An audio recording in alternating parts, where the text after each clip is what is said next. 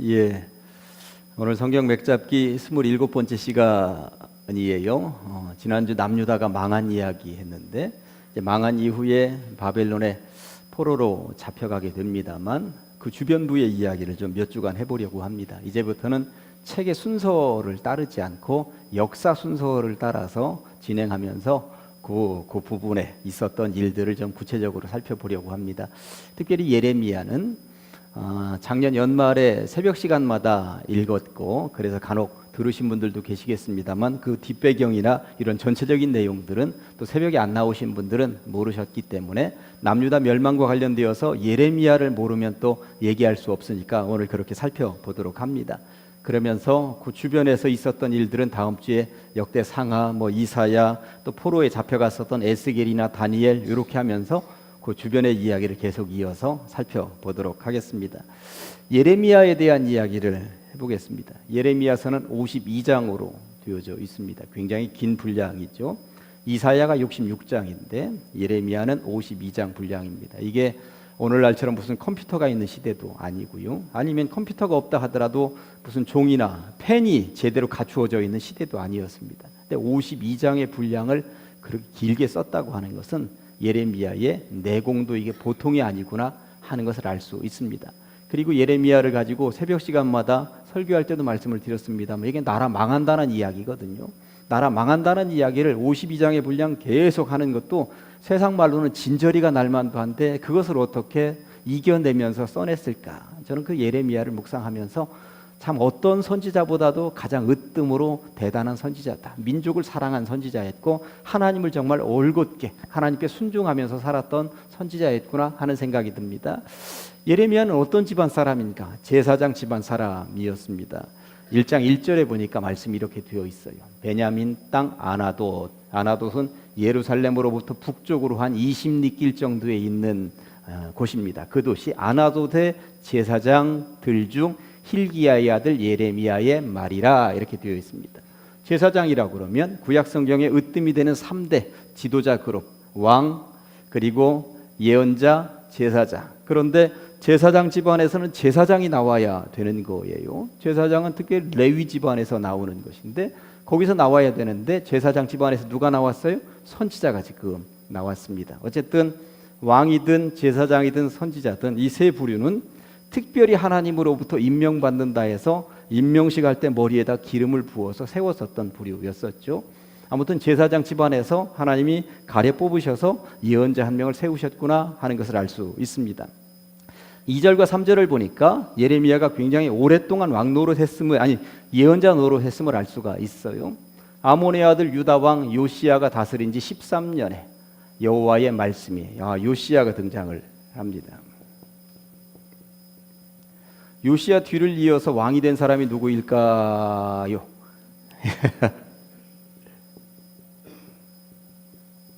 여호아하스라고 하는 왕이고요. 자막 그렇게 그냥 놔둬 보세요. 거기 그 다음에 뒤에 이은 왕은 여호야김, 그 다음 왕은 여호야긴, 그리고 마지막 왕은 히드기야입니다. 히드기야. 예, 요게 이제 20대 왕이죠. 19대, 18대, 17대, 16대. 여기가 16대 왕인 거예요. 예, 그렇게 되는데 여기다도 써놨습니다만 요시야의 아들입니다. 여호야김도 요시야의 아들이고요. 여기는 손주입니다. 한문이 좀 어려우니까 손이라고 쓰고 여기도 요시야의 아들입니다. 그러니까 요시야의 아들 손자 아들인데 요시야 몇 년 때? 13년 때에 선지자로 부름을 받았다고 쓰여 있습니다. 그럼 요시야는 몇 년 동안 왕 노릇했냐면 31년 동안 왕 노릇했습니다.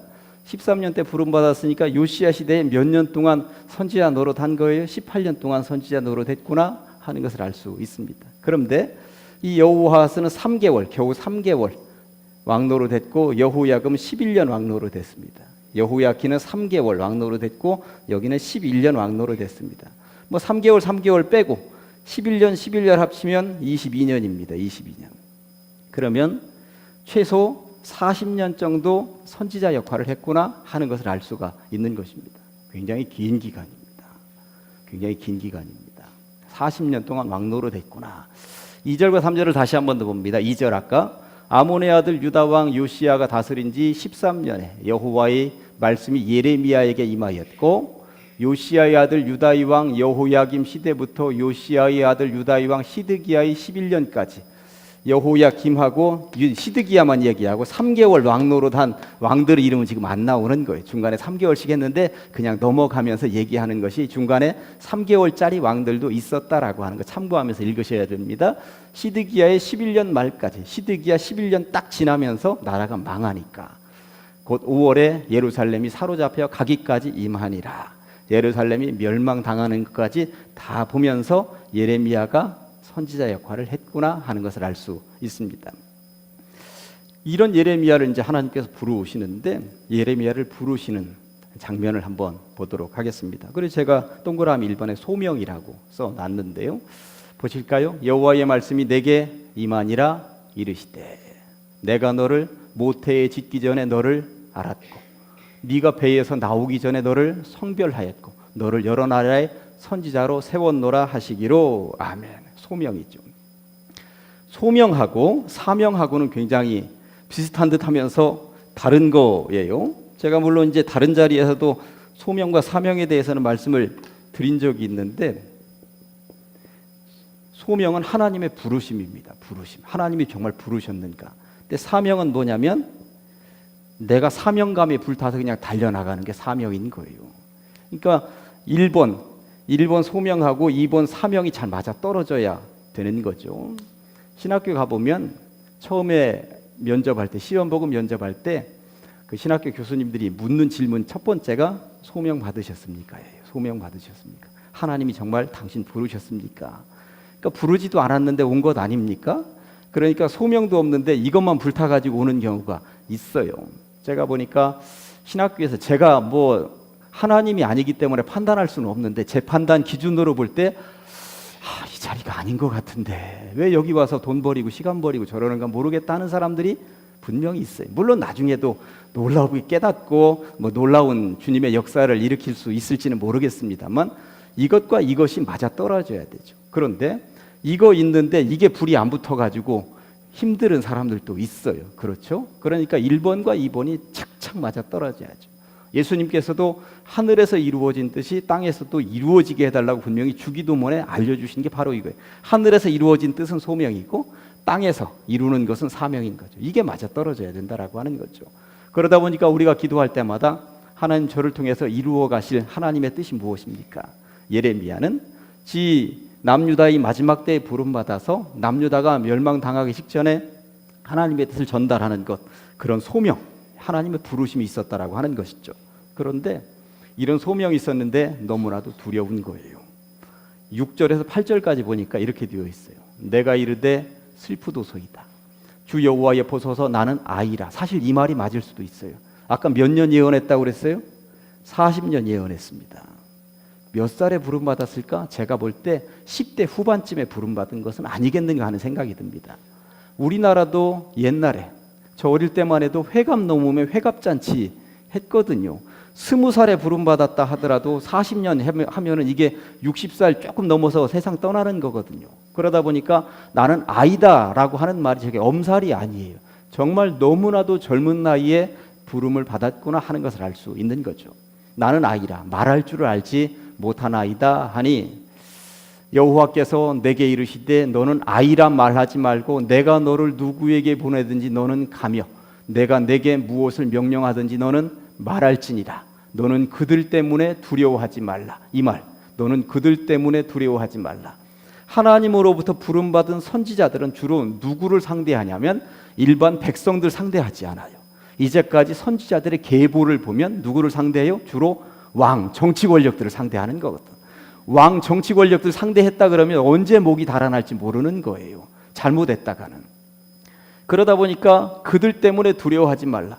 이 어린 마음에 지금 이 왕들 앞에 가서 예언하라라고 하는 이야기인데 이 너무 두렵습니다. 이 젊은 나이 10대 후반에 부름받아서 왕들 앞에 가서 예언하면 누가 듣겠습니까? 두려워서 부들부들 떨고 있었던 그 심정이 저기 그대로 나타나고 있는 거죠. 그런데 두려워하지 말라. 왜? 내가 너와 함께하여 너를 구원하리라. 나 여호와의 말이니라 하시고 아멘 하셔야죠. 예, 내가 너와 함께 하겠다. 사실 예레미야는 나는 어리다고 아직까지 제대로 공부도 해본 적이 없고 글도 제대로 쓰지 못하고 말도 제대로 못한다고 얘기하지만 예레미야 52장 써낸 거 보세요. 이 양반 이게 보통이 아니야. 이게 보통이 아니에요. 말을 못한다고 겸손하게 말하고 있지만 진짜 말 잘하는 사람입니다. 하나님은 다 보셨던 것이죠. 그러면서 위임을 하시는데 이제부터 네가 할 일이 이것이다. 여호와께서 그의 손을 내밀어 내 입에 대시며 여호와께서 내게 이르시되 보라 내가 내 말을 내 입에 두었노라. 내 말을 내가 알려주는 대로만 말하면 되는데 진짜 사명이 저 10절에 딱 나와 있습니다. 저는 10절 말씀이 얼마나 좋은지 몰라요. 보라 내가 오늘 너를 여러 나라와 여러 왕국 위에 세워 네가 그것들을 뽑고 파괴하며 파멸하고 넘어뜨리며 여기까지가 일부입니다. 밭농사 지을 때 작년에 농사 지었던 그 고추대, 깨대 다 뽑아내야죠. 그거 뽑아내지 않고 농사 지을 수 있습니까? 그거 다 뽑아내고 비닐 다 걷어내고 자갈 다 골라내고 그게 뽑고 파괴하고 파멸하고 넘어뜨리고 아닌 것들은 다 파멸하고 그 다음에 건설하고 심게 하였느니라. 그러니까 이게 우리가 살면서 이렇게 해야 된다라고 하는 것입니다. 정말 예수 믿는다라고 하는 것은 예수 믿는 그 순간부터 세례받는 그 순간부터 직분 주어지는 그 순간부터 제거할 것 제거하고 완전히 뽑아내버리고 새로운 삶을 새로운 것을 심고 새로운 것을 가꾸면서 살아야 되는 것이 이게 우리의 인생 일지인데 예레미야에게 그런 사명을 주셨구나 하는 것을 알 수 있는 것입니다. 아무튼 부르셨고 두려움을 제거해 주셨고 새로운 위임을 거기다가 해 주시는 장면입니다. 그러면서 예레미야에게 남유다의 그냥 밑바닥까지 쫙 보여주시는 거예요. 남유다가 멸망 직전까지 와 있는데 왜 멸망 당할 수밖에 없는지 다 보여주시는데 참 안타까운 장면을 이제부터 보실 거예요. 2장 13절에 보니까 내 백성이 두 가지 악을 행하였나니 곧 그들이 생수의 근원되는 나를 버린 것이 요게 1번입니다. 생수의 근원된 나를 버린 것. 제가 지지난주 설교하면서 우리 제대로 된 교회, 가슴이 뜨거워지는 교회들은 하늘을 우러러, 신앙의 선진들은 늘 하늘을 우러러 하나님으로부터 정답을 얻는 그런 교회가 진짜 올바른 교회이고 그런 성도가 진짜 성도라고 그랬잖아요. 그런데 생수의 근원이 되는 하늘을 우러러서 하나님으로부터 정답을 얻어야 되는데 그거 다 버려버리고 두 번째는 뭐겠어요? 스스로 웅덩이를 밑바닥에 판 거야. 땅에서 웅덩이를 팠어요. 여기에 뭔가 정답이 있을 것이라고 여기에 뭔가 보물이 있을 것이라고 판 것인데 그것은 그 물을 가두지 못할 생수를 가두지 못할 터진 웅덩이니라. 우리말로 하면 밑빠진 독에 물 붓기니라 그 얘기하고 있는 것입니다. 봐라. 거기 땅바닥만 쳐다보고 살면서 거기에 무슨 돈이라도 주울 것처럼 가보았지만 밑빠진 독에다가 다 붓고 뭐가 남았냐? 뭐가 남았어? 지금 이 죄악이 심각하다고 예레미야 전체를 통틀어서 이것 때문에 나라가 망할 수밖에 없다는 이야기를 하고 계시다라고 하는 것입니다. 그러면서 도시를 다 돌아보라는 거죠. 예레미야 5장 1절과 2절 심각한 이야기가 이렇게 쓰여 있습니다. 너희는 예루살렘 거리로 빨리 다니며 그 넓은 거리에서 찾아보고 알라. 너희가 만일 정의를 행하며 진리를 구하는 자를 한 사람이라도 찾으면 내가 이 성읍을 용서하리라. 그들이 여호와께서 살아계심을 두고 맹세할지라도 실상은 거짓 맹세니라. 맨 거짓말하는 놈들 뿐이지 그 속을 다 뒤져보면 하나도 의인이 없다. 이런 안타까운 상황을 주님이 다 보셨던 것이죠. 사실 제가 이 요시야 이야기를 하면서 가장 안타까웠던 것은 요시야는 개혁을 정말 했었던 인물입니다.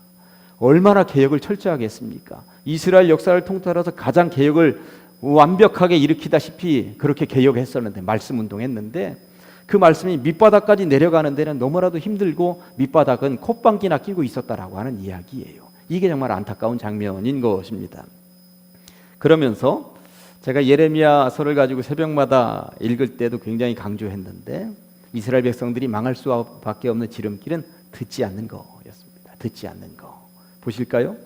22장 21절 말씀이 네가 평안할 때에 내가 내게 말하였으나 네 말이 나는 듣지 아니하리라 하였나니 네가 어려서부터 내 목소리를 청종하지 아니함이 네 습관이라.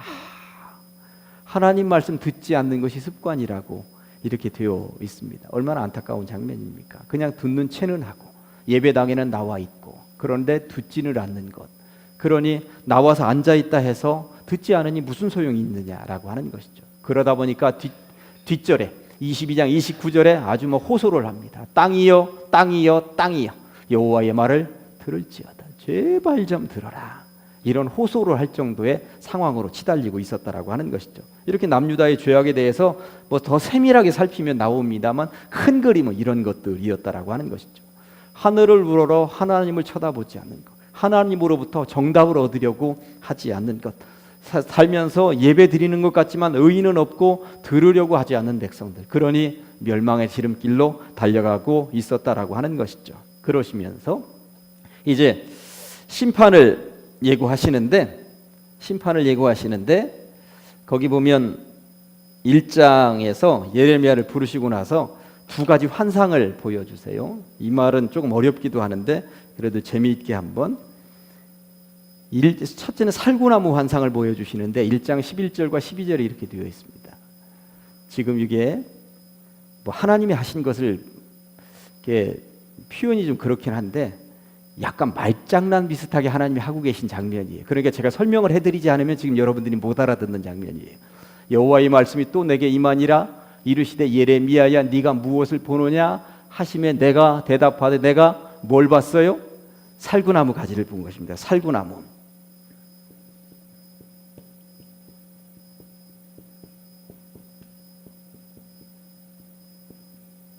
히브리어로 샤케드라고 합니다. 살구나무라고 그러면 샤케드라고 하는 말입니다. 히브리어로 샤케드입니다. 살구나무를 봅니다. 그러니까 내가 샤케드를 봅니다. 이런 거죠. 내가 샤케드가 보입니다. 그런 거예요. 대답이 이제 샤케드를 봅니다. 그랬어요. 그랬더니 그 뒷절에 여호와께서 내게 이르시되 네가 잘 보았도다. 이는 내가 내 말을 지켜 그대로 이루려 함이라 하시니라. 그런데 이 말이 무슨 말이냐면 다 그냥 놔두세요. 그 말씀. 이는 내가 내 말을 지켜 할 때 저게 지켜보다라고 하는 말. 지켜보다. 그런데 이 지켜보다라고 하는 말은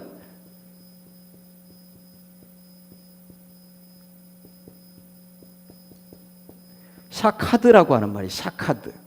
그러니까 살구나무는 별 의미도 없어요. 그냥 살구나무라고 하는 저 발음 때문에 지금 보여주신 거예요. 그러니까 제가 샤케드를 보나이다 그랬더니 하나님께서 네가 지금 살구나무 샤케드를 잘 봤구나.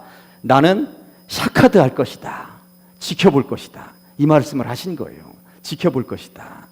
그러니까 하나님께서 모든 백성들 네가 살구나무를 보는 것처럼 명확하게 살구나무라고 하는 것을 알아채는 것처럼 내가 모든 백성들이 어떻게 살고 있는지 지켜볼 것이다. 이렇게 말씀하고 계시다라고 하는 것입니다. 그러니까 샤카드 하면서 원어를 알고 있어야 알아듣는 약간 말장난 비슷하게 하나님께서 명쾌하게 하기 위해서 이렇게 시각 효과를 나타내면서 말씀하셨다라고 하는 것이죠. 오늘날이야 이렇게 영상 보여줄 수 있습니다만 그 당시는 영상을 보여줄 수 없으니까 이런 형태로 환상을 보여주면서 내 말을 내가 지금과 내뱉는 말을 네가 반드시 네 눈으로 쳐다보게 될 것이다. 이런 말씀이 이 속에 담겨 있기도 한 거죠.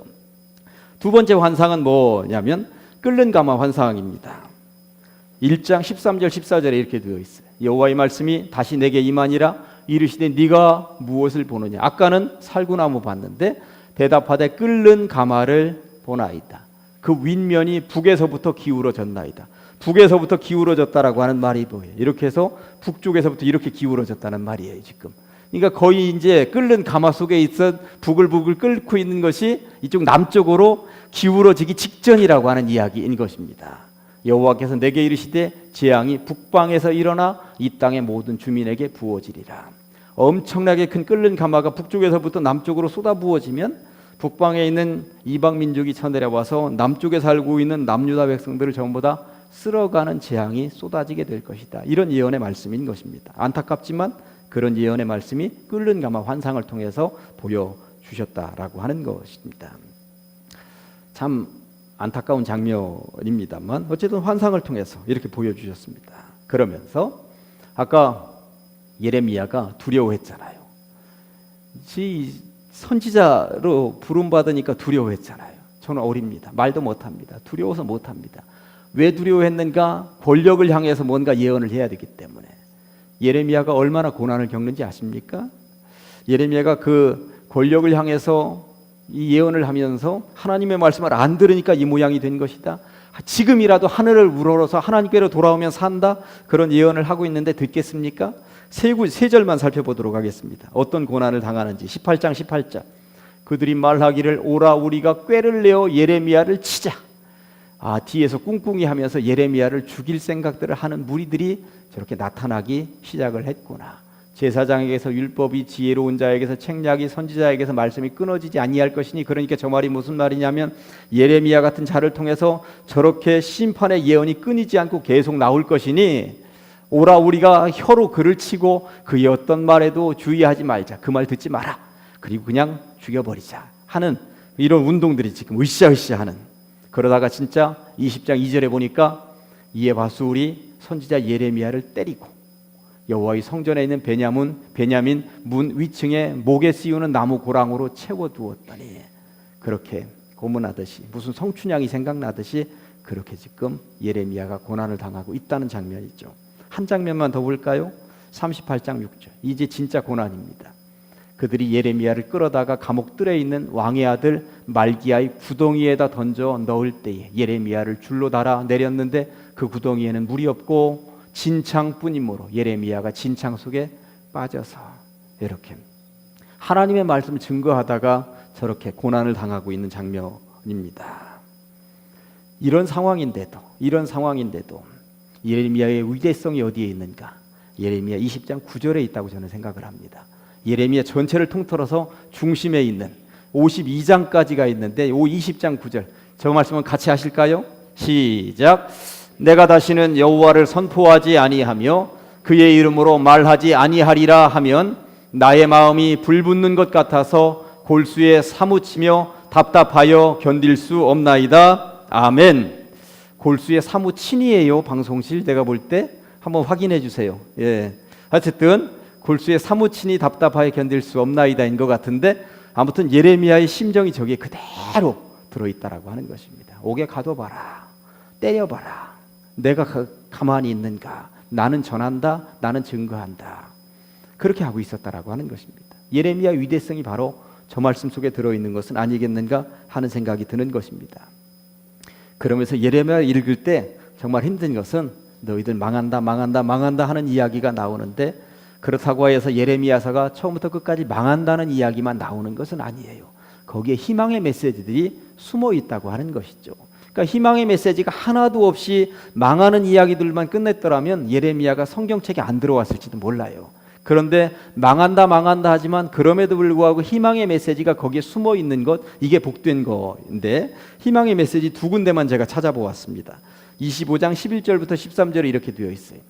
이 모든 땅이 폐허가 되어 놀랄 일이 될 것이며 이 민족들은 70년 동안 바벨론의 왕을 섬기리라.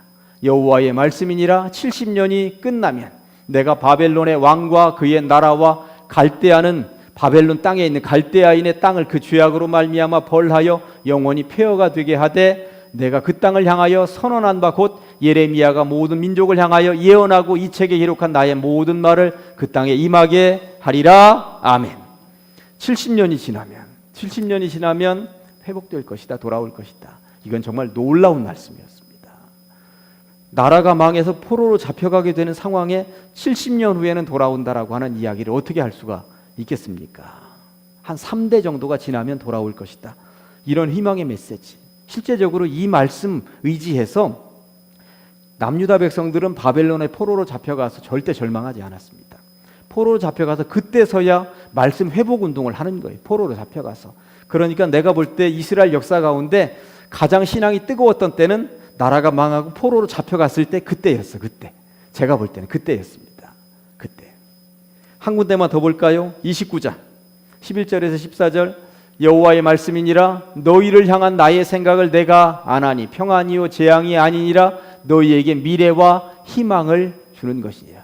자, 잠깐요. 아까 그 말씀, 평안이지 재앙을 주려고 하는 것이 아니다. 그리고 미래와 희망을 더 주려고 하는 것이지, 지금 재앙에만 초점을 맞추고 있지 말라라고 하는 말씀. 지금은 재앙이지만 이후에 미래와 희망을 너희들에게 보장해 주기 위해서 지금 이 과정을 거치고 있는 것이라고 말씀하고 계신 거죠. 뒷절. 그러니 너희는 내게 부르짖으며 내게 와서 기도하면 내가 너희들의 기도를 들을 것이요 절망만 하고 있지 말고 지금이라도 기도하렴. 너희가 온 마음으로 나를 구하면 나를 찾을 것이요 나를 만나리라. 포로로 잡혀가 나라가 망한 상황에서도 내가 만나줄 것이다. 이것은 여호와의 말씀이니라. 나는 너희들을 만날 것이며 너희들을 포로된 중에서 다시 돌아오게 하되 내가 쫓아보내었던 나라들과 모든 곳에서 모아 사로잡혀 떠났던 그곳으로 돌아오게 하리라. 이것은 여호와의 말씀이니라. 아멘. 이것은 여호와의 말씀이니라. 딱 이것은 도장 찍어주시는 거죠. 이것은 틀림이 없다고. 그렇게 망한다 하지만 중간중간마다 너희들을 회복시킬 것이다. 그런 메시지를 숨기지 않고 하나님이 말씀해 주시니까 여기에 희망을 잡고 포로로 잡혀가지만 그들은 희망 한 자를 붙잡고 견뎌내는 거죠. 70년 동안 견뎌내는 것입니다. 그리고 포로로 잡혀가서 죽으면 또 자손들에게 이런 예언의 말씀 우리들에게 주셨다면서 나중에 에스겔이나 다니엘을 읽으면서 그런 장면들 어떻게 이겨냈는지 그런 장면들은 나중에 또 살펴보도록 하겠습니다. 예레미야는 나라가 망한 이후에 예레미야 애가를 썼습니다. 애자가 사랑 애자라면 얼마나 좋겠습니까만 슬플 애자죠. 슬픈 노래를 지어서 불렀습니다. 그러니까 예레미야는 남유다가 멸망당하기 직전 그리고 멸망당하는 상황까지 그리고 예레미야 애가는 나라가 완전히 멸망당한 이후에 예레미야가 예루살렘 멸망에 대한 슬픔을 표현한 내용들 몇 절만 좀 제가 가지고 왔는데 한번 볼까요? 1장 2절에 얼마나 슬프면 왜 애가일 수밖에 없는가. 밤에는 슬피우니 눈물이 뺨에 흐름이요 사랑하는 자들 중에 그에게 위로하는 자가 없고 친구들도 다 배반하여 원수들이 되었도다. 슬피우는 장면. 그 다음 이로 말미암아 내가 우니 내 눈에 눈물이 물같이 흘러내림이요 나를 위로하여 내 생명을 회복시켜 줄 자가 멀리 떠났음이로다 하면서 슬피우는 장면. 또 한 장면. 내 눈이 눈물에 상하며 내 창자가 끊어지며 내 간이 땅에 쏟아졌으니 이는 내 딸 내 백성이 패망하여 어린 자녀와 젖 먹는 아이들이 성읍 길거리에서 기절함이로다. 마지막 한 군데 더. 딸 내 백성의 파멸로 말미암아 내 눈에는 눈물이 시내처럼 흐르도다. 내 눈에 흐르는 눈물이 그치지 아니하고 쉬지 아니하며. 나라가 망한 상황 놓고 예레미야가 얼마나 눈물을 쏟아내고 있는지를 볼 수 있는 장면인 것이죠. 그래서 예레미야 애가인 것입니다.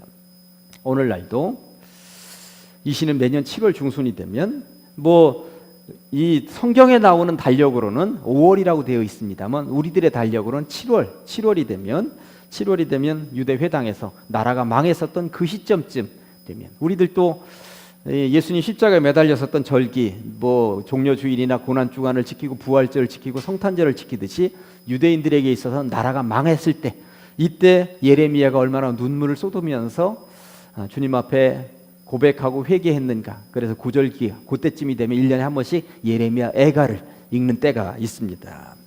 그런데 예레미야 애가는 제가 거기 써놨죠. 가로 4번에 1장 22절로 되어져 있고 2장 22절로 되어져 있고 3장은 22절 22거가 3번 나오는 66절로 되어져 있고 4장 22절 5장 22절로 되어져 있습니다. 왜 그럴까요?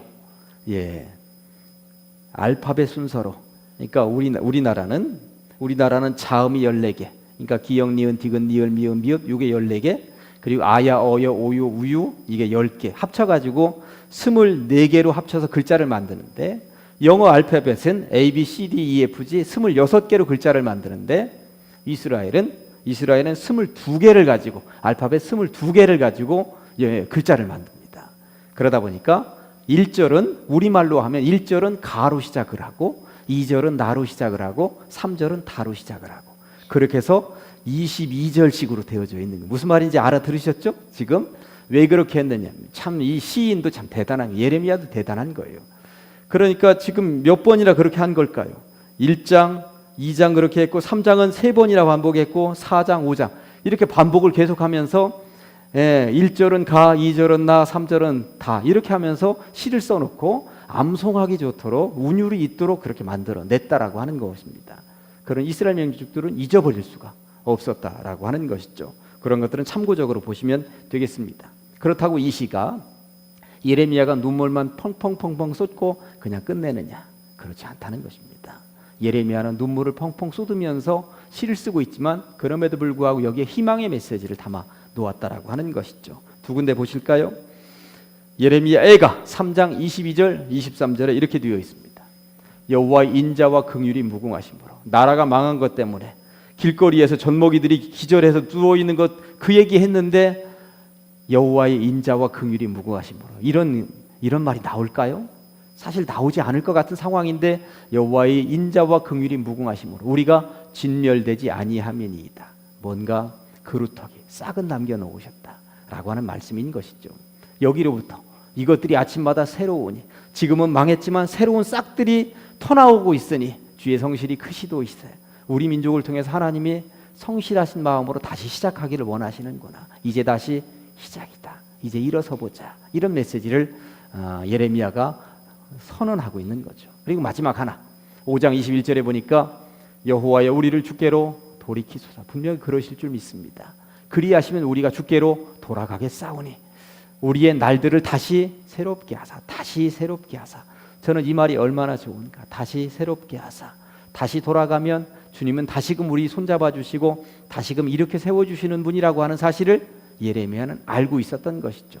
그러니 다시 한 번 더 우리 민족 출발해보자. 그렇게 긍정적인 메시지로 예레미야 애가를 끝맺고 있다라고 하는 것입니다. 결론을 내리면 예레미야든 예레미야 애가든 정말로 나라가 망하는 부정적인 참 슬프고 안타까운 장면들로 꽉 차 있습니다만 예레미야나 예레미야 애가는 부정적으로만 끝나지 않는다라고 하는 사실이 얼마나 복된가. 그런 바닥을 치는 상황에서도 하나님이 이 민족과 함께 하셔서 이렇게 세워주실 것을 믿고 의지하면서 다시금 새롭게 출발할 생각들을 하고 있다라고 하는 것입니다. 혹여 요즘 연초가 되었는데 아직도 경제적으로 힘들고 건강에 문제 있고 힘들고 어려우신 분들이 계십니까? 예레미야 저런 상황에서도 일어났습니다. 저 민족은 다시 새롭게 해주시는 하나님 붙잡고 저 민족이 일어났다라고 하는 것 기억하시면서 우리들도 다시 새롭게 하시는 주님 의지하시면서 복되게 걸어가시는 그런 삶이 될 수 있으시기를 간절히 축원합니다. 아멘. 오늘의 말씀 예레미야 20장 9절입니다. 두 번 하십니다. 시작. 내가 다시는 여호와를 선포하지 아니하며 그의 이름으로 말하지 아니하리라 하면 나의 마음이 불붙는 것 같아서 골수에 사무치니 답답하여 견딜 수 없나이다. 내가 다시는 여호와를 선포하지 아니하며 그의 이름으로 말하지 아니하리라 하면 나의 마음이 불붙는 것 같아서 골수에 사무치니 답답하여 견딜 수 없나이다. 아멘. 이런 심정이 여러분들의 심정이 될 수 있으시기를 간절히 소망합니다. 기도하시겠습니다. 하나님 아버지 주님의 은혜 감사합니다.